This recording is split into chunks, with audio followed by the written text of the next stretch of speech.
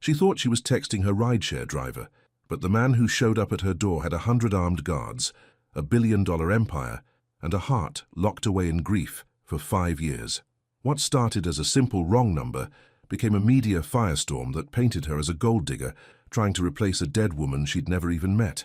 He promised protection, but all she felt were the walls closing in, the same suffocating control she'd barely escaped from her last relationship.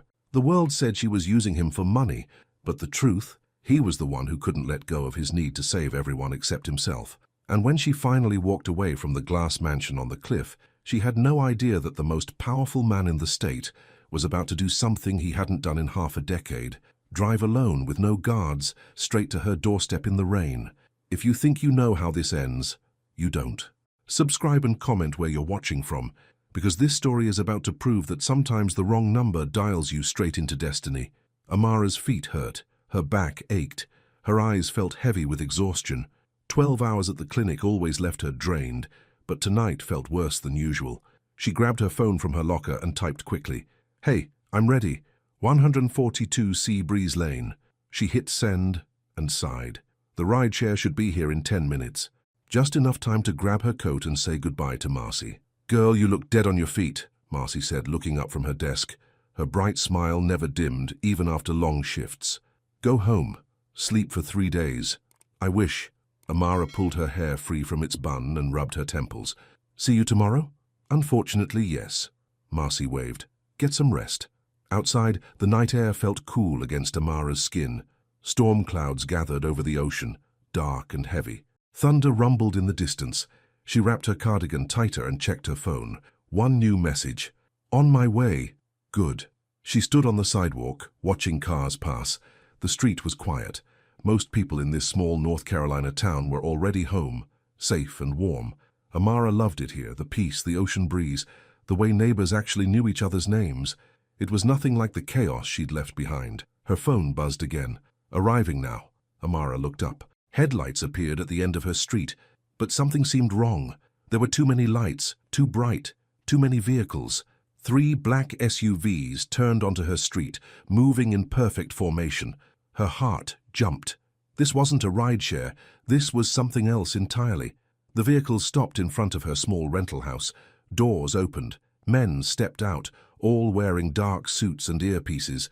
They moved with military precision, scanning the street, the houses, the trees. Amara's breath caught in her throat. "What in the world?" she whispered. One man stepped forward. He was tall, built like a wall, with close-cropped hair and sharp eyes. He spoke into his wrist. "Mr. Ward, we've located the address." The back door of the center SUV opened. A man emerged. He wore a charcoal suit that probably cost more than Amara's car. His dark hair was styled perfectly. His face showed no emotion, just cold, hard focus. He scanned the street with the same intensity as his guards. Amara took a step back. Her neighbors were peeking through their windows now. Mrs. Chen next door had her phone out, probably calling the police. The man in the suit looked directly at Amara. His grey eyes locked onto hers. For a moment, neither of them moved. "Miss," the guard said, approaching her carefully.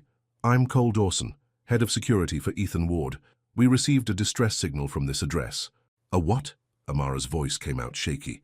I don't understand. I was just waiting for my ride." The man in the suit, Ethan Ward, stepped closer.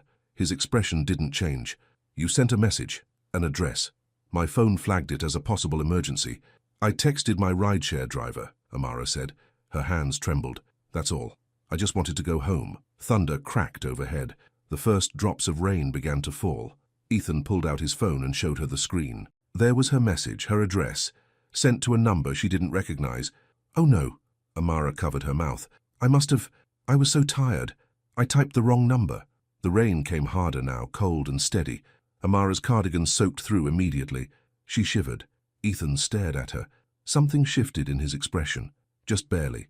The hard mask cracked for a second. "You're not in danger." "No, I'm a nurse. I work at the community clinic. I just finished my shift." Amara hugged herself against the cold. "I'm sorry, I didn't mean to." "Whatever this is." Cole spoke quietly to Ethan. "Sir, we should—" "I know." Ethan's voice was low, almost too quiet to hear over the rain. He looked at Amara again, really looked at her this time.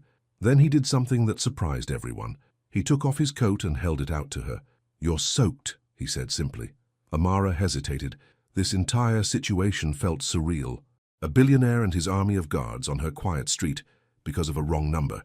But she was freezing and the coat looked warm. She took it. "Thank you." The coat smelled like expensive cologne and rain. It hung past her knees, way too big, but wonderfully warm. "Would you—" Ethan paused. He seemed uncomfortable with whatever he wanted to say next. "Would you mind if I explained? Inside, perhaps, out of the rain." Amara glanced at her front door, her safe, quiet home. Then back at this strange, sad-looking man who'd brought an army to her doorstep. Something in his eyes made her decision. Beneath the coldness, beneath the control, she saw something familiar. Loneliness, pain, the kind that kept people awake at night. She'd seen that look in her own mirror too many times. "Okay," she said, "but just you. Your guards can wait outside." Cole started to protest, but Ethan raised a hand. "It's fine. Sir, she's right to be cautious. I'll be fine." Amara unlocked her door and stepped inside. Ethan followed, ducking slightly through the doorway. He was tall, probably 6'3", and he made her small living room feel even smaller. She turned on the lights. Her home was simple, but cozy. Mismatched furniture from thrift stores, plants on every available surface, photos of her family on the walls, a quilt her grandmother made draped over the back of the couch. It was the opposite of what she imagined a billionaire's world looked like. "Sit," she said, gesturing to the couch. "I'll make tea. You don't have to. You're dripping on my floor. The least I can do is make tea while you explain why my quiet street looks like a crime scene." The tiniest hint of a smile crossed Ethan's face. It vanished as quickly as it appeared, but Amara saw it. She went to the kitchen and put the kettle on. Through the doorway, she watched Ethan sit carefully on her couch. He looked so out of place, this perfectly dressed man in her humble home. But he also looked tired, really, bone-deep tired. "So," Amara said, returning with 2 mugs. A distress signal. Ethan accepted the tea but didn't drink it. He just held it, staring into the steam. "5 years ago, my fiancée died in a car accident. She'd texted me her location that night by the time I got there." He stopped. His jaw tightened. "I was too late." Amara's heart squeezed. "I'm so sorry. After that, I had my phone programmed. Any unknown number that sends a location triggers an alert. My security team responds immediately." He looked up at her. "I know it's excessive, but I can't let it happen again. You couldn't have saved her," Amara said gently. "You know that, right?" "Logically, yes." Ethan's voice was hollow. "But logic doesn't help at 3 in the morning. Amara sat down in the chair across from him. Outside, she could see the guards standing in the rain, surrounding her house. Neighbors were still watching from their windows. "Why do you have so many guards?" she asked. "Because I'm afraid." The words came out flat, emotionless, like he was stating a fact, of losing control, of something bad happening when I'm not prepared, so I prepare for everything. "That sounds exhausting." "It is." They sat in silence for a moment. Rain pattered against the windows. Thunder rolled in the distance, softer now, moving away. "What's your name?" Ethan asked. "Amara." "Amara Johnson." "Amara." He said it carefully, like he was testing how it felt. "It means eternal." "My mom liked pretty meanings." Amara smiled. "What about Ethan? What does that mean?" "Strong, firm, enduring." He looked around her living room again. "Your home is warm. Warm is good, right?" "I don't remember the last time I felt warm." Ethan stood up abruptly, setting the untouched tea on her coffee table. "I should go. I've disrupted your evening enough." Amara walked him to the door. Ethan paused at the threshold, looking back at her. Rain dripped from his hair. His shirt was still damp, but his eyes, those sad grey eyes, held something new. "Thank you," he said, "for understanding. Most people would have called the police." "Most people don't know what it's like to be afraid," Amara replied softly. "But I do." Ethan studied her face. "What are you afraid of?" "Losing myself again. Letting someone else decide who I am." She hugged his coat tighter. "Your coat, I should keep it for now." He stepped out into the rain. "Good night, Amara." "Good night." She watched him walk back to his SUV, watched his guards snap to attention, watched the convoy pull away, leaving her quiet street empty once more. Inside, Amara locked the door and leaned against it. Her heart was still racing. She looked down at the expensive coat in her hands and laughed, actually laughed, at the absurdity of it all. Then she went to bed, exhausted and confused, with no idea that her life had just changed forever. Morning light woke her. Amara stretched and reached for her phone out of habit. The screen lit up with notifications. Dozens of them. Text messages, missed calls, social media alerts. Her stomach dropped. She opened the first message from Marcy. It was a screenshot, a photo. In it, Amara stood on her front porch, wrapped in a man's expensive coat, talking to someone tall and handsome in the rain. The caption read, "Mystery woman captures the heart of reclusive billionaire Ethan Ward. Who is she?" "No," Amara whispered. "No, no, no." Her phone rang. Marcy's name flashed on the screen. "Please tell me that's not you," Marcy said immediately. "It's me." "Girl, what happened? Why is Ethan Ward at your house? Why are you wearing his coat? Why didn't you call me?" "It was a mistake. I texted the wrong number and he thought—" Amara pressed her hand to her forehead. "How bad is it?" "Bad. Like trending on 3 platforms, bad. You need to see this." Amara pulled up her social media. Her face was everywhere. Mystery woman was trending. People were speculating wildly about who she was, what her relationship with Ethan Ward might be, whether she was a new girlfriend or a secret lover or a gold digger. Someone had already found her Facebook profile, her Instagram, her workplace. "This can't be happening," Amara breathed. Her phone buzzed. Unknown number. She almost didn't answer, but something made her. "Hello? Amara, it's Ethan Ward." His voice sounded different this morning, tighter, stressed. "I've seen the photos. I'm so sorry. I should have considered the cameras, the neighbors, It's everywhere," Amara said. She felt numb. "My face is all over the internet. I know. My team is working on it. We're trying to contain the story, but—" He paused. "Are you safe? Has anyone approached you?" "I'm still at home. I'm supposed to work today." Amara stopped. Marcy was calling on the other line, then her brother, then a number she didn't recognize. "Oh God, my phone won't stop. Listen to me." Ethan's voice became calm, authoritative. "Lock your doors. Don't answer any calls except from people you know. I'm sending Cole to your location. You're doing what?" Amara felt a flash of anger cut through the shock. "You can't just send guards to my house. The press will find your address within the hour. They'll camp outside. They'll knock on your door, shout questions, try to get photos." Ethan sounded frustrated. "I've lived with this for years. Trust me, you need protection." "I need my life back." Amara's voice broke. "This is exactly what I was afraid of. Someone else deciding what I need, what's best for me. This is different. This is my fault. Let me fix it." A knock at her door made Amara jump. She looked through the peephole and saw a news van parked across the street. A woman with a microphone stood on her front lawn. Her hands started shaking. "They're already here," she whispered into the phone. "Don't open the door." Ethan's voice was sharp now. "Cole is 2 minutes away. Hold on, Amara. Please." She sat on her couch, clutching the phone, listening to more knocks, more voices. Through her window she could see more vans arriving, more people with cameras. This was a nightmare. A loud, authoritative voice cut through the chaos outside. "This is private property. Clear the area immediately. Cole." Amara looked out to see the security chief standing on her lawn, directing the reporters and photographers back to the street. 2 more guards flanked him. Her phone buzzed. A text from Ethan. "Cole is there. He'll get you out safely. Trust me." Amara wanted to scream. She wanted to cry.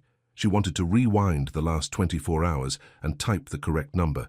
But most of all, she wanted to stop feeling so helpless. She texted back, "Fine, but we need to talk." Another knock, gentler this time.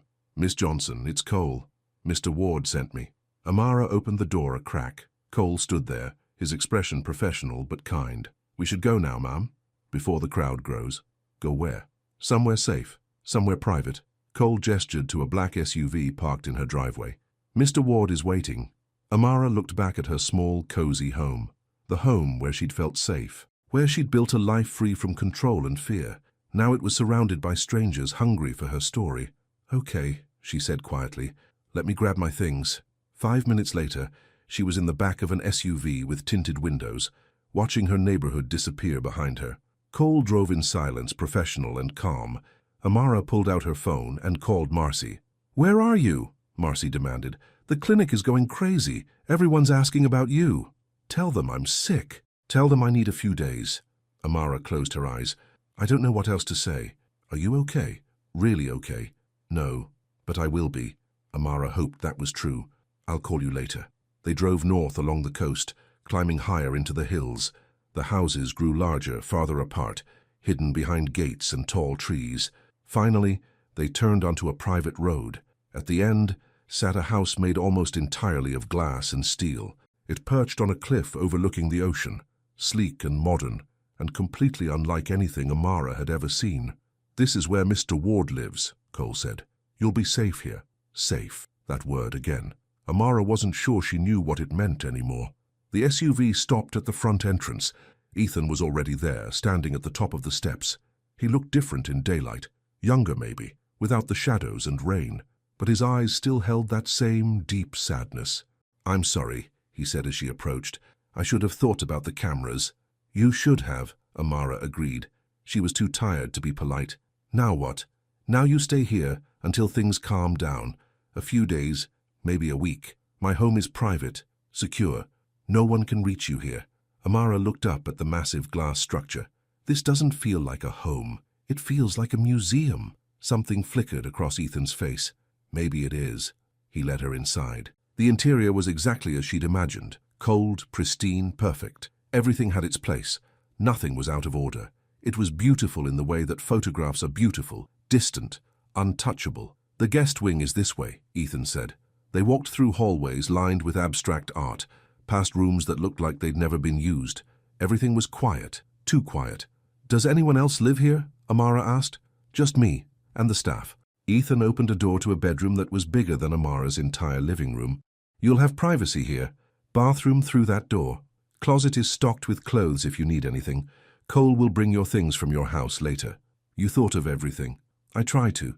Amara set her purse down on the bed. The mattress looked like it had never been slept on. "Ethan?" "Yes?" "Thank you for trying to help. But I need you to understand something." She turned to face him. "I spent 2 years with someone who decided everything for me. Where I went, who I saw, what I wore. He said it was because he loved me, because he wanted to protect me. But really, he just wanted to control me."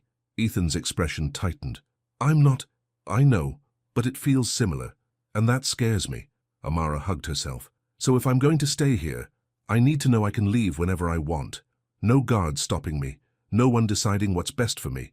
"Agreed?" For a long moment, Ethan just looked at her. Then slowly he nodded. "Agreed, you're a guest, not a prisoner." "Okay then." "Okay." Ethan walked to the door, then paused. "For what it's worth, I understand. More than you might think. Being afraid of losing yourself." He left before Amara could respond. She sat on the edge of the perfect bed in the perfect room and felt completely, utterly lost. That night, Amara couldn't sleep. The bed was too soft. The room was too quiet. She missed the sound of her neighbor's dog barking, the way her old pipes creaked, the familiar comfort of her own space. Around midnight, she gave up and wrapped herself in a robe she found in the closet. She padded out into the hallway in bare feet. Maybe she could find the kitchen, make herself some tea. But as she walked through the silent house, she heard something. Music, piano music, sad and slow and achingly beautiful. She followed the sound through winding corridors until she found its source. Through a half-open door, she could see Ethan sitting at a grand piano. His hands moved across the keys with practiced grace. His eyes were closed. His face, for once, showed emotion, raw and real and full of pain. Amara didn't interrupt. She just listened, standing in the shadowy hallway, while this lonely man poured his grief into music. When the song ended, Ethan opened his eyes and stared at the keys. "I know you're there," he said quietly. "I'm sorry, I didn't mean to intrude." "You're not." He gestured to the bench beside him. "Can't sleep." Amara entered the room and sat down, careful to leave space between them. "Too quiet. Too perfect. I'm not used to it." "Neither am I. And I've lived here for 5 years." "Why stay then?" Ethan's hands rested on the piano keys, but didn't press down. "Because leaving would mean admitting I built a cage instead of a home. And I'm not ready to admit that yet." "What was her name?" Amara asked gently. "Your fiancée." "Sarah." Ethan's voice softened. "She loved music. She used to make me play for her, even though I'm terrible at anything emotional. She said music was the only time I let my guard down." "It's beautiful what you were playing. It's called Gymnopédie No. 1. Satie, Sarah's favorite." He finally looked at Amara. "You remind me of her, not in appearance, but in warmth, kindness. She used to say I needed someone to remind me how to be human." "Is that what you think I'm doing here? Reminding you how to be human?" "Maybe." Ethan smiled sadly. "Or maybe I just didn't want you to face those reporters alone. Maybe I'm tired of being the only lonely person in this empty house." Amara reached out, carefully, slowly, and placed her hand over his on the piano keys. "You're not alone right now." Ethan looked down at their hands. Neither of them moved. Outside, waves crashed against the cliffs. The ocean was dark and endless. "Thank you," he whispered. They sat like that for a while, in comfortable silence, until Amara finally felt tired enough to sleep. As she walked back to her room, she glanced down a different hallway. At the end stood a single door, different from all the others. Flowers sat in a vase on a small table beside it. "What's that room?" she asked. Ethan's entire body went rigid. "It's private." "Okay." Amara didn't push. She'd seen that look before, the look of someone protecting their deepest wound. "Good night, Ethan." "Good night." But as Amara lay in bed, she couldn't stop thinking about that locked door, about the flowers kept fresh, about the way Ethan's face had closed off when she asked. Some pain, she knew, was too great to speak aloud. Maybe that's what they had in common. Two people carrying wounds they couldn't bear to share, living in their separate cages, too afraid to step outside. Tomorrow, she thought, tomorrow I'll find a way to go home. But deep down she knew it wouldn't be that simple. Nothing ever was. Sunlight streaming through floor-to-ceiling windows woke Amara. For a moment, she forgot where she was. Then memory crashed back. The reporters, the SUV, this strange glass house on a cliff. She showered and dressed in her own clothes from yesterday, refusing to touch the designer outfits in the closet. When she emerged from the guest wing, the smell of coffee led her toward the kitchen. What she found made her stop in her tracks. Ethan stood at the stove, wearing jeans and a simple t-shirt, attempting to flip a pancake. The pancake flew through the air and landed on the floor with a wet slap. "Damn it," he muttered. "You cook?" Amara couldn't hide her surprise. Ethan spun around, looking caught. "I'm trying. The staff doesn't come in until 9 on Sundays." He gestured helplessly at the disaster zone around him. "I thought I'd make breakfast. I'm realizing I have no idea what I'm doing." Amara laughed. She couldn't help it. The image of this billionaire CEO, covered in flour, defeated by pancakes. It was too much. "It's not funny," Ethan said, but the corner of his mouth twitched. "It's a little funny." Amara rolled up her sleeves. "Move over. Let me help before you burn the house down." "I can manage." "Ethan, move." He stepped aside. Amara took over the stove, assessing the damage. The batter was too thick. The heat was too high. The pan hadn't been greased properly. "When's the last time you cooked?" she asked, adjusting the temperature. "Honestly, college. Maybe." Ethan leaned against the counter, watching her work. "Sarah used to cook. After she died, I just didn't see the point. The staff handles meals now. Cooking isn't about the point. It's about the process, about making something with your own hands." Amara poured fresh batter into the pan. "My grandma taught me. She said feeding people was how you showed love." "That sounds nice." It was. Amara flipped the pancake. Perfect golden brown. "She raised me and my brother after our parents died. Car accident, I was 8. Ethan was quiet for a moment. "I'm sorry. It was a long time ago, but I still miss her." Amara plated the pancake and poured more batter. "She taught me that home isn't a place. It's a feeling. Warmth, safety, love. That's why your house feels so empty. It's beautiful, but there's no feeling in it." "I don't know how to put feeling into it," Ethan admitted. "Start with breakfast." Amara smiled. "Grab plates." They worked together in comfortable silence. Amara cooked while Ethan set the table, moving awkwardly through his own kitchen like he'd never used it. When the pancakes were done, a stack of golden, fluffy perfection, they sat down at the breakfast bar. Ethan took a bite, and his eyes widened. "These are amazing. They're just pancakes. They're the best thing I've eaten in years." He took another bite, almost reverent. "Everything the staff makes is perfect and gourmet and completely tasteless. This is real." Amara felt warmth spread through her chest. "You're welcome." They ate and talked. Ethan told her about growing up with his mother after his father left, about building his company from nothing, about the isolation that came with success.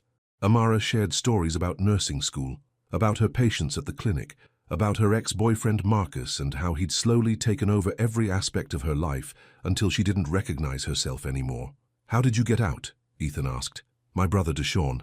He showed up one day and basically dragged me away. Marcus threatened me, but Deshawn didn't back down." Amara traced her finger along the rim of her coffee cup. "He's overprotective now. Doesn't trust anyone with me. I understand why, but sometimes it's suffocating. Sounds like he loves you. He does, fiercely. But there's a difference between protecting someone and trusting them to protect themselves."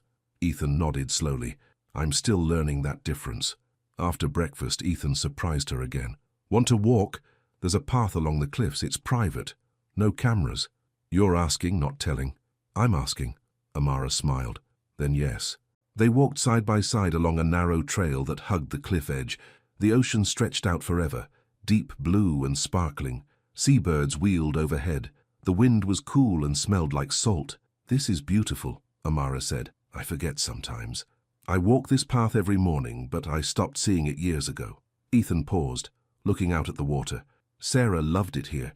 She said the ocean reminded her that some things are bigger than our problems. She sounds wise. She was. She saw through all my walls immediately, just marched right past them like they didn't exist.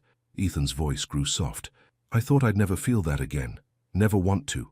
And now I'm not sure. He turned to look at Amara. You do something similar. You see me. Not the money, not the company, just me. It's terrifying. Good terrifying or bad terrifying? I don't know yet. They continued walking. Amara told him about her dream of opening a free clinic someday. Ethan told her about the charities he funded but never visited. They laughed when a seagull tried to steal Amara's hair tie. They fell into comfortable silence when words weren't needed.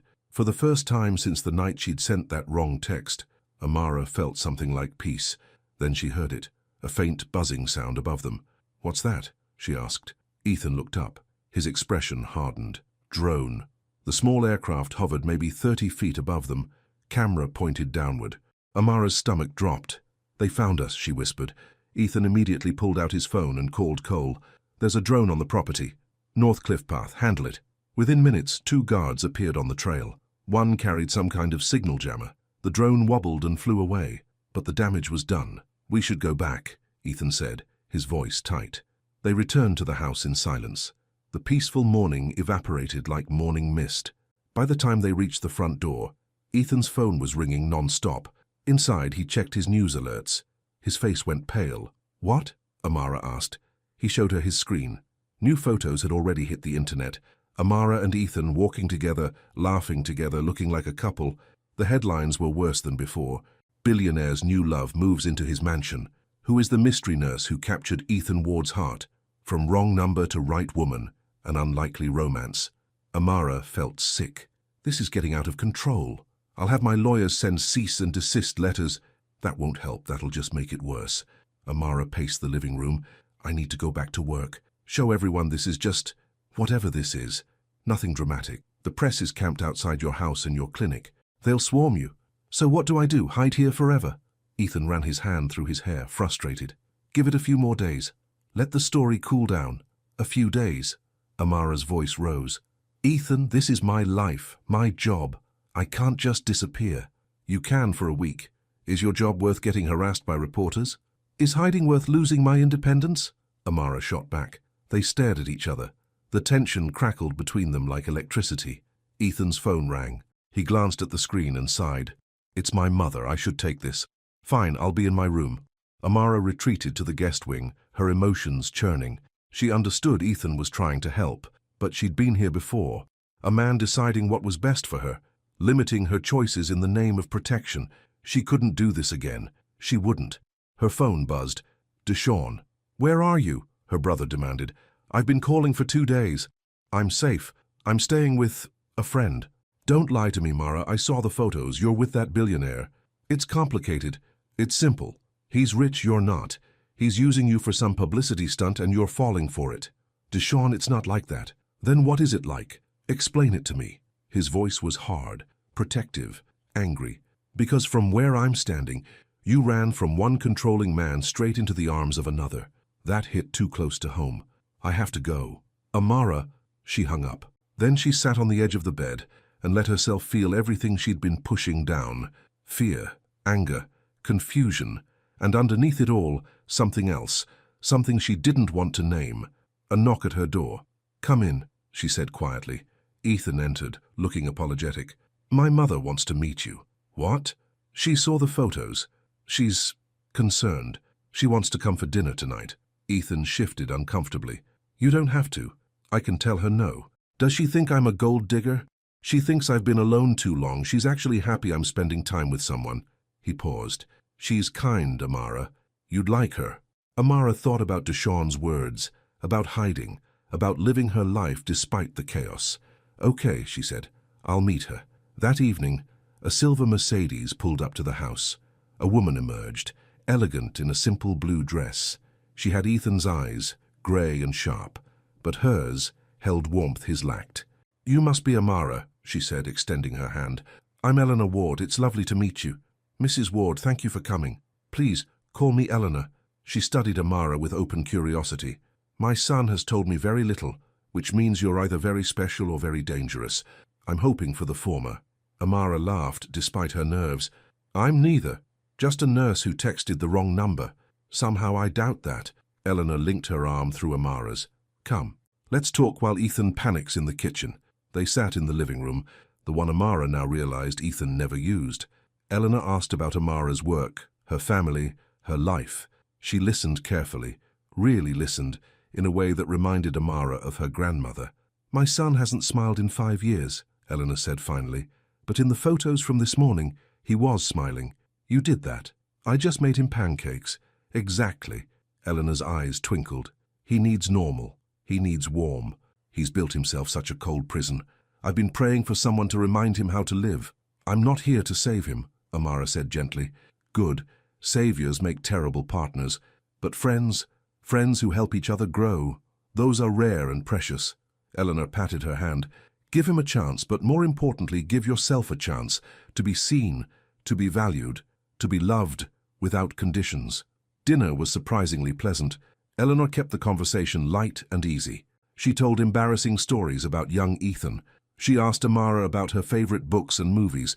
She made them all laugh. For a few hours, Amara almost forgot about the reporters and the photos and the complicated mess her life had become. After Eleanor left, Amara helped Ethan clean up. They worked in companionable silence, moving around each other in the kitchen like they'd been doing this for years. "Your mother is wonderful," Amara said. "She likes you. I could tell." "How?" "She called you by your name. If she didn't like you, she'd use Miss Johnson the entire time." Ethan dried a plate. "She's protective. After my father left, after Sarah died, she became even more careful about the people in my life." "I'm not in your life, not really. This is temporary." "Right, temporary." Ethan set down the dish towel. "Amara, Thunder cracked outside, loud and sudden. The lights flickered. "Not again," Amara muttered. The lights flickered once more, then died completely. The house plunged into darkness. "Generator should kick in," Ethan said. They waited. Nothing happened. Or not. Through the windows they could see the storm rolling in fast. Rain hammered the glass. Lightning split the sky. "I'll find candles," Ethan said. They fumbled through the dark house together. Ethan knew where flashlights were stored, but the candles proved harder to find. Finally, in a storage closet, they discovered a box of emergency supplies. They set up in the library, the warmest room, Ethan said, and farthest from the windows. Candles flickered on side tables. The fireplace roared to life. Outside, the storm raged. Inside, they were cocooned in warm, golden light. "Tell me something true," Amara said.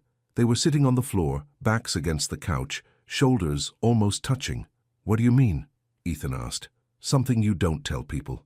"Something real." Ethan was quiet for a long moment. Rain battered the windows. Fire crackled in the hearth. "I'm afraid all the time," he finally said.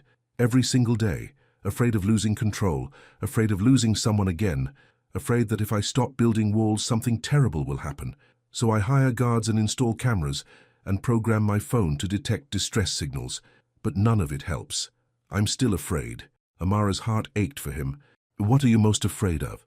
"Being forgotten. When Sarah died, I realized how quickly people disappear. One moment they're everything, the next moment they're just a memory that fades a little more each day." His voice cracked. "I can barely remember her voice anymore. How is that possible? I loved her and now I can't even remember her voice." "That's not forgetting. That's healing. Your brain is trying to help you move forward." "I don't want to move forward. Moving forward feels like betrayal." Amara turned to face him. In the candlelight, his face looked younger, vulnerable, real. "She wouldn't want you frozen in this moment," Amara said softly. "No one who loved you would want that." "How do you know?" "Because I know what it's like to be frozen. Marcus had me so scared, so controlled, I forgot what it felt like to make my own choices. When Deshawn got me out, I was angry at first. Angry that I'd lost 2 years. Angry that I'd let someone shrink my world so small." She touched Ethan's hand. But my grandma used to say, baby, you can't drive forward if you're always looking in the rearview mirror. At some point, you have to choose to live again. What if I don't know how? You learn, little by little. Pancakes and walks and conversations in the dark. Ethan looked down at their hands, fingers almost intertwined. What are you afraid of, Amara? Tell me something true. I'm afraid of this. She gestured between them, of feeling something for you, because you're everything I said I'd never want again. Someone with power, someone with control, someone who thinks protection means making decisions for me. I don't want to control you. I know. But you do anyway, the guards, the security, the way you sweep in to fix everything. I know your heart is good. I know you're trying to help, but it still feels like my life is being decided for me. So what do we do? I don't know. They sat in silence. The storm softened outside. Rain became a gentle patter. Thunder rolled away into the distance. Cole appeared in the doorway with blankets. Generators down for the night. Storm took out the fuel line. Should be fixed by morning. Thank you, Cole, Ethan said. After Cole left, Ethan started to stand. I should let you sleep. Stay. The word came out before Amara could stop it. Please. It's warmer with two people. Ethan hesitated. Then he settled back down. They wrapped themselves in blankets, sitting close for warmth. The fire cast dancing shadows on the walls. Tell me about your dreams, Ethan said. Your clinic. What would it look like? Amara let herself imagine. Small, cozy, nothing fancy. Just good care for people who can't afford it. Maybe a garden out front where patients could sit. Murals on the walls painted by local kids. A place where people felt welcomed, not judged. Why not do it? Money, time, fear of failing. What if you didn't fail? What if I did? Then you'd learn and try again. Ethan pulled the blanket tighter around them. I built my first company at 25. It crashed within a year. Lost everything. My second attempt barely survived. The third one finally worked. Failure isn't the end, Amara, it's just data. Easy to say when you have money to fail with.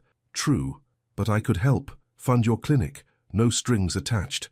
Amara tensed. No. Why not? Because that's exactly what I mean. You hear my dream and immediately try to fix it for me. You don't ask if I want help. You just decide. She pulled away slightly. I don't want to be someone's project, Ethan. That's not... He stopped, closed his eyes. You're right, I'm sorry. I wasn't trying to fix you. I was trying to, I don't know, be useful maybe. You don't have to be useful. You can just be present. I don't know how to just be. Then we'll figure it out together. Ethan opened his eyes and looked at her. Really looked at her. The walls in his expression cracked. Behind them she saw loneliness and longing and something that looked like hope. Can I ask you something? He said. Yes. If circumstances were different, if I wasn't who I am and you weren't who you are, if we'd just met in a coffee shop or a bookstore like normal people, would you... He trailed off. Would I what? Would you want to know me? Amara thought about the man who'd showed up at her door with 100 guards, the man who'd played piano in the dark, the man who burned pancakes and built walls to protect a broken heart. Yes, she said honestly. I would. Something shifted in Ethan's face. He leaned forward slightly. She didn't pull back. The distance between them closed inch by inch by inch. Then Cole's voice called from the hallway. Mr. Ward, I've brought extra blankets. The moment shattered. Ethan pulled back, looking embarrassed. Amara felt her cheeks flush. Cole entered with an armful of blankets, professionally ignoring the tension in the room. The guest room will be quite cold tonight. I've prepared the library couch if either of you prefer to sleep here. Thank you, Cole, Ethan said, his voice carefully neutral. After Cole left again, they sat in awkward silence. I should... Amara started. Yeah, Ethan agreed, but neither of them moved. Outside, the storm had passed. The rain had stopped, but inside something else was building, something neither of them knew how to name. Stay, Ethan said quietly. Just for tonight. Just until morning. No expectations. No pressure. Just don't go. Amara should have said no. Should have gone to the cold guest room alone. Should have protected her heart. Instead, she pulled the blanket tighter around both of them and rested her head on his shoulder. Okay, she whispered. Just for tonight. They fell asleep like that, side by side on the floor, lit by candlelight and firelight, while the world outside slowly came back to life. In the morning, everything would be complicated again, but for now, for this one quiet moment, they were just two people seeking warmth in the dark, and that was enough. Morning sunlight woke them. Amara blinked. confused for a moment about the weight on her shoulder. Then she realized Ethan's head had tilted onto her during the night. He was still asleep, his face peaceful in a way she'd never seen. The candles had burned out. The fire was just embers, but they were warm beneath the blankets, comfortable in a way that should have felt strange but didn't. Amara carefully shifted. Ethan stirred and opened his eyes. For a second, neither of them moved. They just looked at each other in the soft morning light. "Hi," she whispered. "Hi." His voice was rough with sleep. Then reality crashed back. Ethan sat up quickly, running his hand through his messy hair.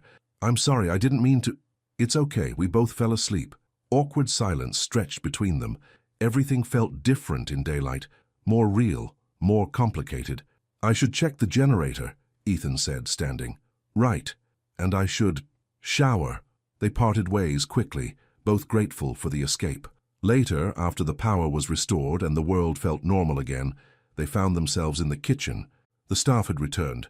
A chef was preparing an elaborate brunch. "Wait," Amara said, "can we cook instead, like yesterday?" The chef looked shocked. Ethan looked uncertain, but then he nodded. "Give us the kitchen, please." Once they were alone, they fell into an easy rhythm. Amara made eggs. Ethan attempted toast. They laughed when he burned the first batch. "How do you burn toast?" Amara teased. "I have many talents. Cooking is not one of them." Clearly. They ate at the breakfast bar, shoulders almost touching. Everything felt lighter than it had in days. Natural. Easy. Right. "I have a charity gala this Friday," Ethan said suddenly, "for the Children's Hospital. I'm expected to attend. I was thinking—" He paused. "Would you come with me as my guest?" Amara's stomach flipped. "Ethan, the photos, the press, going to a public event together would just make things worse. Or it would show we're not hiding. That we're just two people who met and became friends." He looked at her hopefully. "Besides, the gala supports your field. Healthcare for kids. You might actually enjoy it. I don't have anything to wear to a fancy gala. That's easily fixed. And the reporters will have a field day. Let them, I'm tired of hiding." Ethan reached across the counter and gently took her hand. "I'm tired of living afraid. You said I needed to choose to live again. So I'm choosing. Come with me, please." Amara looked down at their hands. This was dangerous territory. Every step closer to Ethan felt like stepping toward a cliff edge, but she'd also spent 2 years playing it safe with Marcus, and that had nearly destroyed her. Maybe safe wasn't always the answer. "Okay," she said, "I'll go." Ethan's smile was genuine and bright. It transformed his whole face. "Thank you. But I'm picking my own dress." "Deal." That afternoon, Marcy arrived with suitcases full of options. She'd recruited half the nurses at the clinic to lend their fanciest dresses. "Girl, this house is insane," Marcy said, staring around the guest room with wide eyes. "You're living in a magazine." "It's temporary," Amara reminded her. That's what Cinderella said too." Marcy started pulling out dresses. "Now let's find you something that'll make that man forget his own name." "Marcy!" "What?" "I saw the photos. He looks at you like you hung the moon. Might as well look stunning while he does it." They tried on dress after dress, too tight, too loose, too fancy, too plain. Finally, Amara slipped into a deep blue gown that made her skin glow. It was elegant without being flashy, beautiful without trying too hard. "That's it," Marcy breathed. "That's the one." A knock at the door. Cole's voice. "Miss Johnson, Mr. Ward asks if you'd—" The door opened before Cole could finish. Ethan stepped in, started to speak, then froze. He stared at Amara. Just stared. His mouth opened slightly. No words came out. "Well," Marcy said, grinning, "I think we have a winner." "You look—" Ethan struggled. "I don't have words." "Beautiful will do," Marcy suggested. "Beyond beautiful." Ethan's voice was soft. "Amara, you're—" Amara felt her cheeks warm. "It's just a dress." "It's not the dress." The moment stretched between them, thick with unspoken things. Marcy cleared her throat dramatically. "I'll just pack up these other options. Take your time or don't. Whatever." She left, leaving them alone. "Friday can't come soon enough," Ethan said. "Getting excited for your gala?" "No. Getting excited to show the world that I'm the luckiest man alive." Friday evening arrived too quickly.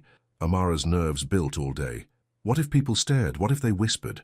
What if this was a terrible mistake? But when Ethan appeared in a perfectly tailored tuxedo, offering his arm, some of her anxiety melted away. "Ready?" he asked. "No. But let's go anyway." The gala was held in a grand hotel ballroom. Chandeliers sparkled overhead. Women wore gowns that cost more than Amara's car. Men in tuxedos laughed over champagne. Cameras flashed as they entered. Whispers rippled through the crowd. Amara felt hundreds of eyes on her.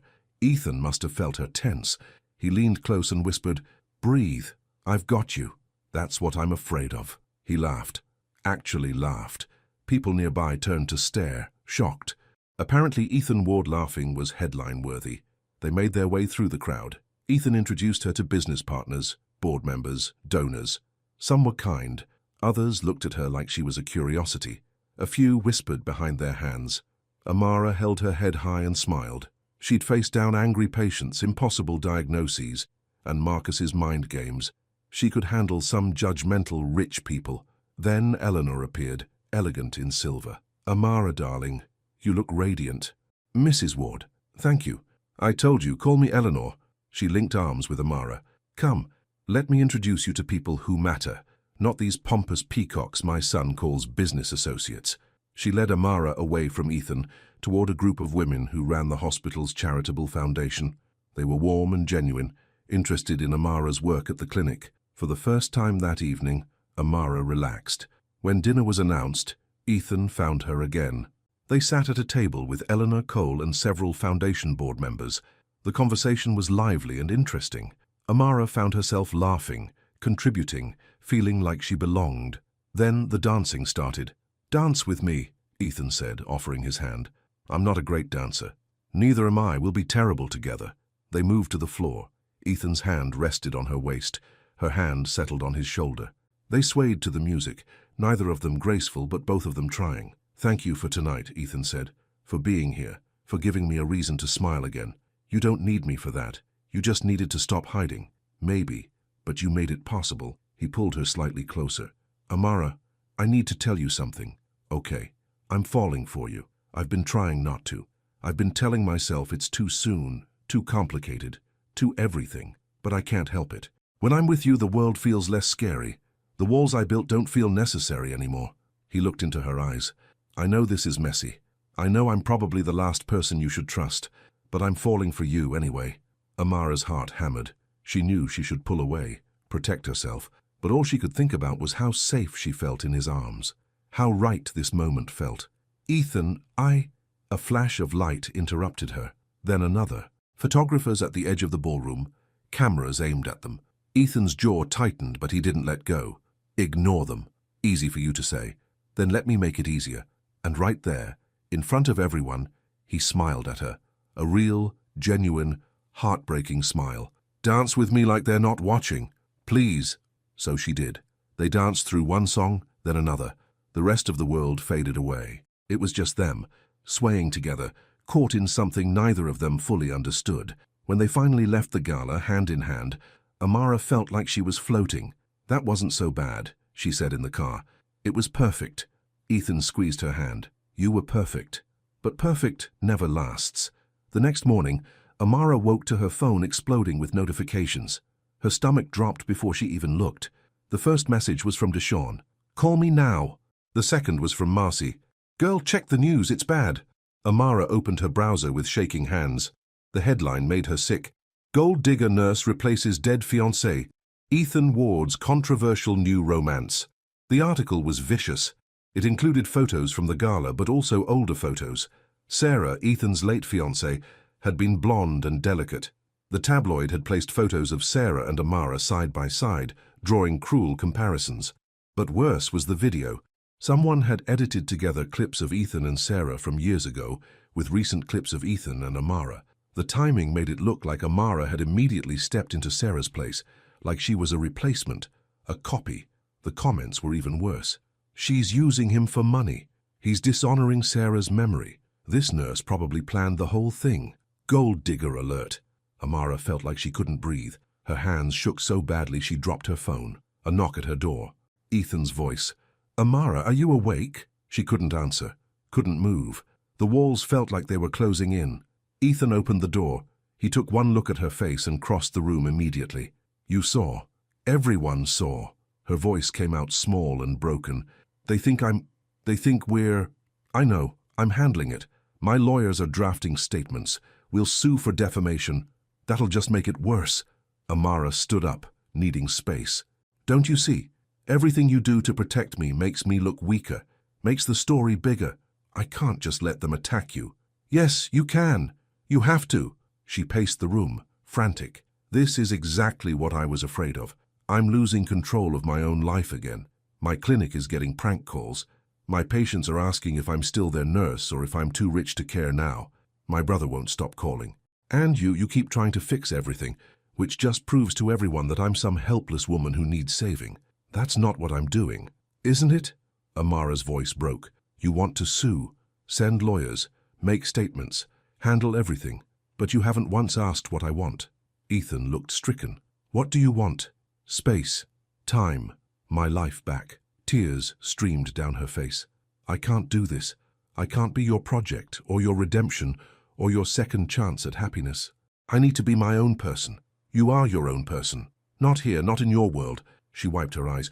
I need to leave. Amara, please. I'm not asking permission. I'm telling you. I'm leaving. Ethan's face crumbled. At least let Cole drive you. Let me make sure you're safe. There you go again, deciding what I need. But she was too tired to fight. Fine. Cole can drive me. But I'm not coming back. She packed her small bag in silence. Ethan stood in the doorway, looking lost and broken. I'm sorry, he said quietly, for everything. I thought I was helping. I know. Amara's voice was soft now, sad. Your heart is good, Ethan, but sometimes good intentions aren't enough. Cole drove her to Deshawn's apartment across town. The city felt different, smaller, grittier, more real than the glass palace on the cliff. Deshawn opened the door and immediately pulled her into a hug. I saw the news. Are you okay? No. She let herself cry against her brother's shoulder. But I will be. Inside his small apartment, Amara finally felt like she could breathe. Deshawn made her tea. They sat on his worn couch, and she told him everything. He cares about you, Deshawn said carefully. I can see that, but caring isn't enough if it comes with conditions. There were no conditions, weren't there? Stay in my house. Let my guards protect you. Let me fix your problems. That's all conditions, Mara. Just dressed up as kindness. It's not the same as Marcus. No, but it could become the same if you're not careful. Deshawn took her hand. You deserve someone who trusts you to make your own choices, even when those choices are hard, even when they're risky. I know. Do you love him? The question hung in the air. Amara closed her eyes. I think I was starting to, but I love myself more. I have to. Good. Deshawn squeezed her hand. That's growth. For 3 days, Amara stayed at Deshawn's apartment. She ignored the calls from unknown numbers. She didn't check the news. She just existed, quietly, simply, away from the chaos. On the 4th day, she returned to work. The clinic was quiet when she arrived. Marcy looked up from the desk, her face lighting up. You're back. I'm back. How are you holding up? 1 day at a time. Amara hung up her coat and grabbed her stethoscope. Any patients waiting? Room 3, Mrs. Patterson. She specifically asked for you.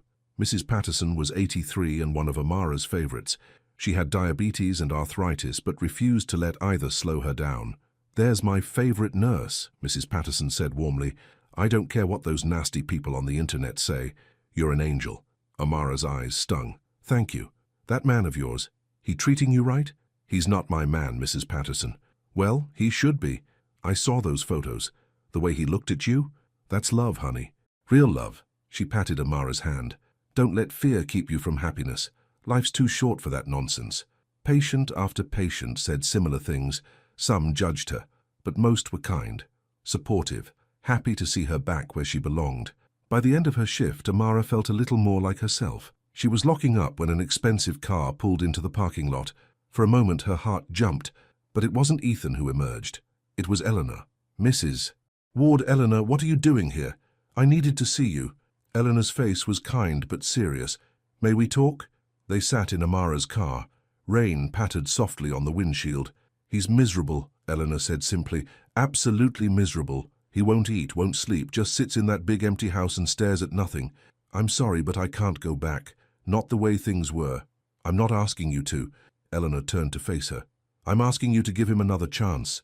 He fired most of his security team, dismissed over half his guards. He told me he's been living in a prison of his own making, and he's finally ready to tear it down. Amara's breath caught. He did. For you. Because of you. Eleanor's voice was gentle. He's learning, Amara. Learning how to trust instead of control, how to love instead of protect. But he can't do it without you. Not because you complete him. Please, that's nonsense. But because you inspire him to be better. I can't be someone's inspiration. That's too much pressure. You don't have to be anything except yourself. That's enough. Eleanor squeezed her hand. Just think about it. That's all I ask. After Eleanor left, Amara sat alone in her car, watching rain slide down the windows. She thought about Ethan playing piano in the dark, about burned pancakes and cliff walks and dancing at the gala, about the way he looked at her, like she was something precious. She thought about the locked room with flowers outside it, about a man so afraid of loss that he'd built walls 100 guards high, and she thought about herself, about her own fears, her own walls. Maybe they were more alike than she wanted to admit. Her phone buzzed, a text from an unknown number, but she knew who it was. I unlocked the door, the one you asked about. I finally went inside. Sarah's wing. I packed up her things, donated them to charity in her name. I'm not forgetting her. But I'm not frozen anymore either. Thank you for that, for showing me how to live again. Even if you can't be part of my life, you changed it. You changed me. I hope you find everything you're looking for, Amara. You deserve the world. Amara read the message 3 times. Tears blurred her vision. He was letting go, really letting go, not just of Sarah, but of his need to control everything, to protect everyone, to live in fear. She typed back, I'm proud of you. 3 dots appeared, disappeared, appeared again. I miss you. Her heart ached. I miss you too. Can I see you? Just once. No guards, no pressure, just me. Amara stared at the message for a long time. This was the cliff edge, the moment of choice. Jump or step back, risk or safety. She thought about her grandmother saying, you can't drive forward looking in the rearview mirror. She thought about Mrs. Patterson saying, life's too short for that nonsense. She thought about her own heart, bruised but still beating, still hoping, still believing in second chances. Tomorrow, she typed, my house, 7 o'clock. I'll be there. Amara drove home through the rain, her mind spinning. She had no idea what tomorrow would bring. No idea if this was the right choice or another mistake. But she knew one thing for certain. She was done hiding from life. Done letting fear make her decisions. Whatever happened next, she'd face it with eyes open and heart brave, because that's what love required. Not perfection, not protection, not walls or guards or guarantees, just courage, and she had plenty of that. The next evening, Amara cleaned her small house 3 times. She changed her outfit twice.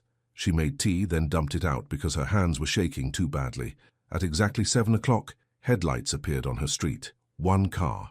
Just one. Amara watched through her window as Ethan parked his car, not an SUV, just a regular sedan, and stepped out. He was alone. No Cole, no guards, no army of protection, just him. He walked up to her door, shoulders back, but eyes uncertain. Before he could knock, Amara opened it. They stood there looking at each other. Rain had started again, gentle this time. Soft drops caught in his dark hair. Hi, he said. Hi. I came alone, like I promised. I see that. Amara stepped back. Come in. Ethan entered her home for the second time, but everything felt different now. Heavier, more real. They'd both changed since that first strange night. Sit, Amara said, gesturing to her couch. They sat at opposite ends. The space between them felt like miles. Thank you for seeing me, Ethan said quietly. I wasn't sure you would. I wasn't sure either. Amara tucked her legs under her. Your text. You really packed up her things? Every single item. Her clothes, her jewelry, her books. I donated most of it. Kept a few photos and her favorite bracelet. But the room isn't a shrine anymore, it's just a room. He looked down at his hands. It was hard. Really hard. But also freeing. I'm glad. I also fired 75 guards. Kept Cole and his core team. For actual security, not paranoia. Ethan's voice was steady but vulnerable. I can't promise I'll never be afraid again, but I'm trying to live with the fear, instead of letting it control me. Amara's heart squeezed. That's brave. It's terrifying. He finally looked at her. But you know what's more terrifying? Never seeing you again, never hearing your laugh, never burning pancakes together. He paused. I drove myself here tonight. First time in 5 years, I've driven alone. My hands were shaking the whole way, but I did it. Because I needed you to see that I'm trying, really trying. I see it. Amara, I know I messed up. I know I tried to control things when I should have just listened. But I'm learning, I promise I'm learning. His voice cracked slightly. Tell me what you need. Tell me how to do this right. Amara took a deep breath. This was the moment. The cliff edge. Jump or walk away. I need you to trust me, she said. Trust that I can handle hard things. Trust that I can make my own choices even if they're risky. Trust that I'm strong enough to stand beside you, not behind you. I do trust you. Then prove it. When reporters bother me, don't send lawyers. Let me handle it. When I want to walk to work, don't send guards. Let me walk. When I face problems, don't try to fix them. Just be there with me. She moved closer to him on the couch. I don't need you to protect me from the world, Ethan. I need you to experience the world with me. I can do that. Can you really? Because your instinct is to wrap everything in bubble wrap and guard it with an army. My instinct is fear, but my choice is you. Ethan reached out slowly, giving her time to pull away. She didn't. He took her hand gently. I can't promise I'll be perfect. I can't promise I won't worry or want to help when I should step back. But I promise I'll try. Every single day I'll try. That's all I'm asking for, trying. Then tell me what happens now. Do we start over? Pretend the last 2 weeks didn't happen? Amara shook her head. No, we start from here. From this messy, complicated place. We don't erase the mistakes. We learn from them. Okay, Ethan squeezed her hand. So what's step one? Step one is you tell me what you want. Really want. Not what you think I want to hear. Ethan was quiet for a long moment. Rain pattered against the windows. The house was warm and cozy, so different from his glass mansion. I want to know you, he finally said. Not the version you show the world, the real you, your fears and dreams and the things you hide. I want to cook terrible meals together and laugh at how bad we are at it. I want to walk on the beach without cameras or guards or schedules. I want to fall asleep knowing you're safe, not because I've surrounded you with security, but because you trust me enough to be vulnerable with me. His eyes met hers, raw and honest. I want to love you, Amara, freely, without fear, without walls. Just love you exactly as you are. Amara felt tears build. I want that too, but I'm scared. Of what? Of losing myself again. Of becoming someone's accessory instead of my own person. Of waking up one day and not recognizing my own life. Then we make rules, boundaries, whatever you need to feel safe. Okay, Amara thought carefully. I keep my job at the clinic. I keep my own apartment even if I don't always stay here. I make my own choices about when and where I go. And if you start controlling things, I call you out immediately. Deal. And my boundaries? Ethan smiled slightly. I get to worry about you sometimes, not act on it, just feel it. I get to want to take care of you, as long as I ask first. And if I'm struggling, if the fear gets too loud, I tell you, instead of building new walls. Deal. They sat together, hands intertwined, letting the weight of their words settle. Outside, the rain softened to a gentle whisper. Can I kiss you? Ethan asked quietly. I've wanted to for 2 weeks, but the timing was always wrong. Is it still wrong? No. Amara's voice was barely a whisper. It's exactly right. He leaned forward slowly, carefully. His hand came up to cup her cheek. She closed the remaining distance between them. Their lips met, soft and tentative. It wasn't the passionate kiss from movies, it was gentler than that, sweeter, a promise more than a claim. When they pulled apart, both of them were smiling. Wow, Ethan breathed. Yeah, wow. They spent the rest of the evening talking. Really talking. Ethan told her about his childhood, his distant father, his fears of becoming like him. Amara told him about losing her parents, about Marcus's slow manipulation, about rebuilding herself piece by piece. They ordered pizza because neither of them wanted to cook. They laughed at a terrible comedy on TV. They fell asleep on her couch, tangled together, comfortable and warm. When Amara woke in the morning, Ethan was already up, making coffee in her tiny kitchen. He looked out of place in his expensive clothes in her humble home, but he also looked happy. Morning, he said, handing her a mug. Morning. She took a sip. Perfect, just how she liked it. You remembered. I pay attention. They had breakfast together, just cereal because Amara's pantry was bare. Then Ethan did something that surprised her. He started washing dishes. What are you doing? She asked. Dishes. Is that allowed? You don't have to. I want to. He scrubbed a bowl. This is what normal people do, right? Clean up after themselves? Amara laughed. Yes, that's what normal people do. Then I'm doing it. I'm practicing normal. Over the following weeks, they built something new.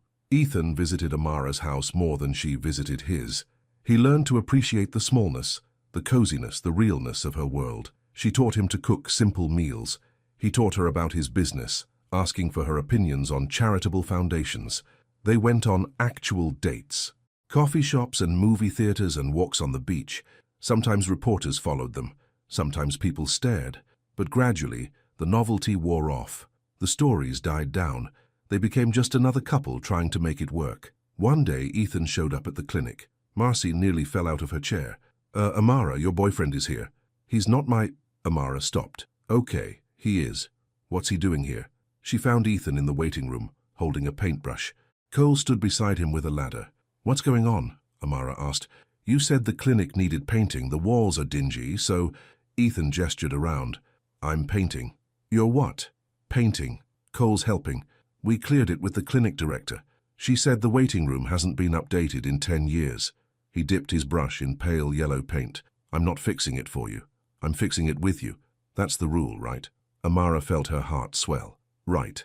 They spent the whole afternoon painting. Ethan got more paint on himself than the walls. Patients watched through the window, amused. Someone took photos and posted them online, but this time the comments were kind. Look at him, actually doing normal people things. That's real love right there. Good for them. Deshawn showed up that evening, still in his security uniform from work. He looked at Ethan, covered in paint, laughing with Amara. Then he walked over and held out his hand. You're good for my sister, Deshawn said. Just don't make me regret saying that. Ethan shook his hand firmly. I won't. I promise. Good, because I know where you live. Both houses. They all laughed. It wasn't forgiveness exactly, but it was a start. Months passed. Spring turned to summer. Amara and Ethan found their rhythm. They had fights sometimes, about boundaries, about compromise, about what helping really meant. But they talked through them. They learned. Ethan started going to therapy. He worked on his need for control, his fear of loss, his tendency to solve instead of support. It wasn't easy, but he kept trying. Amara started planning her free clinic, not with Ethan's money, but with small donations and grants she applied for herself. It would take time, but it would be hers. They spent evenings cooking together, walking together, just being together. No cameras, no guards stationed outside, just two people building a life. One morning, Amara woke in Ethan's house. She stayed there sometimes now, though she kept her apartment, to the smell of breakfast. She found Ethan on the porch, setting up a small table overlooking the ocean. The sun was just rising, painting the sky pink and gold. What's this? She asked. Breakfast. I made pancakes. They're only slightly burned. Amara laughed and sat down. The pancakes were actually decent. The coffee was perfect. The view was breathtaking. Amara, Ethan said after they'd eaten. His voice was nervous. I need to ask you something. Okay. He pulled a small box from his pocket. Amara's breath caught. I know this might seem fast. I know we've only been together officially for a few months, but I've learned that life is short and love is rare, and when you find something real, you hold on to it. He opened the box. Inside was a simple ring, a single diamond, nothing flashy, just beautiful. Amara Johnson, I'm not asking you to complete me or fix me or save me. I'm asking you to share a life with me, to build something together, to keep teaching me how to be brave and trust and live without walls. His eyes were wet. Will you marry me? No guards, no cameras, no pressure, just us. Amara's tears spilled over. She thought about that night 2 years ago when she'd texted the wrong number, about the army of guards on her quiet street, about burned pancakes and locked rooms and learning to love again. Yes, she whispered. Yes, I'll marry you. Ethan slid the ring onto her finger, his hands shaking. Then he pulled her close and kissed her as the sun rose over the ocean, washing them both in golden light. They planned a small wedding, no media circus, no society event, just family and close friends on the same cliffs where they'd first walked together. The day was perfect, clear skies, warm breeze, the sound of waves below. Amara walked down a flower-lined path in a simple white dress, barefoot in the grass. Deshawn walked beside her, his arm linked through hers. Marcy was her maid of honor, grinning the whole time. Ethan stood at the altar with Cole as his best man and Eleanor in the front row crying happy tears. He wore a suit but no tie. His feet were bare too. The officiant kept it simple. They'd written their own vows. Amara, Ethan said, voice strong and clear. You taught me that love isn't about control or protection. It's about trust and partnership and courage. You taught me to open doors instead of locking them, to tear down walls instead of building them higher. I promise to spend every day honoring your independence, celebrating your strength, and loving you exactly as you are. Amara's voice shook but held. Ethan, you showed me that not all love comes with conditions, that it's possible to be vulnerable without losing yourself. You showed me that walls are heavy, but love is light. I promise to stand beside you, not behind you, to remind you to live, not just survive, and to burn pancakes with you for the rest of our lives. Everyone laughed through their tears. They exchanged rings, they kissed as husband and wife. The small crowd cheered. As they walked back down the aisle together, hand in hand, Amara looked up at Ethan. He was smiling, really smiling, his face full of joy and freedom and hope. "Best wrong number ever," she whispered. "Best wrong number ever," he agreed. 6 months later, Amara stood in front of a small building downtown. The sign above the door read, Seabreeze Community Health Center, her clinic, her dream, finally real. It had taken grants, fundraising, volunteer hours, and more work than she'd imagined, but she'd done it. With help, yes. Ethan had connected her with donors, Eleanor had served on the board, the community had rallied, but it was Amara's vision, Amara's leadership, Amara's clinic. "Ready?" Ethan asked beside her. So ready. They opened the doors together. Inside, patients already waited. Families who couldn't afford regular care. Kids who needed checkups. Elderly folks seeking help with medications. Amara got to work immediately, doing what she loved most. Ethan sat in the waiting room, sometimes helping check people in, sometimes just watching his wife do what she was born to do. Later that evening, they drove home together, to the small house by the ocean they'd bought, not the glass mansion, not Amara's tiny rental, but a place in between, a real home they'd chosen together. They cooked dinner side by side. Ethan's skills had improved, though he still burned things occasionally. They ate on their porch watching the sunset, talking about their day. "I have something for you," Ethan said after they'd cleaned up. "It's not my birthday. I know, but I saw this and thought of you." He handed her a small wrapped package. Inside was a mug that said "Best wrong number ever" with a little heart. Amara laughed until she cried. "It's perfect. Just like you. I'm not perfect." "No, but you're perfect for me." They curled up on the couch together, Amara's head on Ethan's shoulder, his arm around her waist. The house was quiet except for the sound of waves in the distance. "Are you happy?" Amara asked. "Incredibly happy." Ethan kissed the top of her head. "Are you?" "Yes, so happy." And she was. Life wasn't perfect. They still had hard days. Ethan still worried sometimes. Amara still had moments of doubt, but they faced it all together, with honesty and trust and love. No guards, no walls, no fear. Just two people who'd found each other through a mistake and built something beautiful from it. A few years later, Amara sat in her clinic's garden, the one she'd dreamed about, watching children play. The murals on the walls were bright and cheerful. The flowers were blooming. Patients sat on benches enjoying the sunshine. Her phone buzzed. A text from an unknown number. "Is this the rideshare service?" Amara smiled. She typed back, "No, wrong number. But I hope you find your ride safely. Thanks, have a great day." She showed the text to Ethan, who'd just arrived with lunch. He laughed. "Another wrong number. Should we prepare the guards?" "Absolutely not." "Good answer." He sat beside her, handing her a sandwich. "How's your day?" "Perfect. How's yours?" "Also perfect." They ate in comfortable silence, watching the world go by. No drama, no chaos, just peace. That night, as they got ready for bed, Amara caught Ethan staring at her with that look, the one that still made her heart skip. "What?" she asked. "Just thinking about that night, when you texted me by accident. How scared you looked when all those SUVs showed up. How you let me in anyway, even though you had every reason to slam the door in my face. I'm glad I didn't." "Me too." He pulled her close. "You changed my life, Amara Ward." "You changed mine too, Ethan Ward." They climbed into bed, wrapped around each other, safe and warm and home. Outside, the ocean whispered against the shore. The moon cast silver light through their window. The world kept turning, and two people who'd found each other through a mistake, who'd learned to love without walls or fear, slept peacefully through the night. Because sometimes the wrong number is exactly the right one. Sometimes getting lost leads you exactly where you need to be. And sometimes the greatest love stories begin with the simplest accidents. Amara smiled in her sleep, dreaming of tomorrow, of patience to help and meals to cook and a life lived fully and freely with the man she loved.